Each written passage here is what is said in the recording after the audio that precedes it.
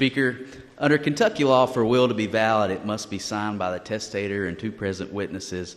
It's a real ritualistic process, and for some people, a bit of a difficult process to create or change a will, but that's a good thing. It should be a process. Wills dispose of your entire estate, including real property, bank accounts, total net worth. So it should be hard to change that.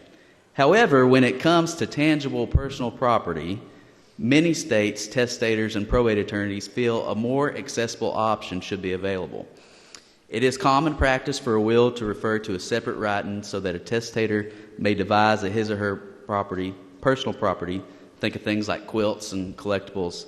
I was surprised to learn that more than 30 other states have codified this practice. I'm familiar with this practice and happened in Kentucky. However, we've not codified it yet. So House Bill 451 creates a new section of KRS Chapter 394 to allow for a will to refer to a separate written statement or list in order to dispose of items of tangible personal property. House Floor Amendment 1 clarifies that the separate list may be handwritten or typewritten. It also requires a date as well as a signature.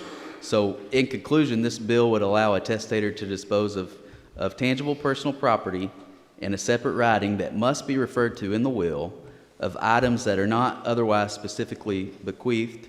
The separate writing is signed, the separate writing is dated, and the intended recipient is stated with reasonable certainty. I've seen just as many fights in the courthouse over Papa's gun or Mama's quilt, and they want me to have this and that, when it's only worth a couple $100, as many of those fights as actual piece of property or residence or a home. So it's my hope that I can have a running list of my favorite baseball cards to leave to my son Malachi.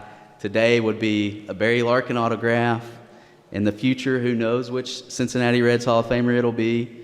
Maybe Joey Votto or Ellie De La Cruz, or maybe even one day Charlie Hustle himself, the great Pete Rose. So, with that, Mr. Speaker, if there are no questions, I move for passage of House Bill 451 as amended by Floor Amendment 1.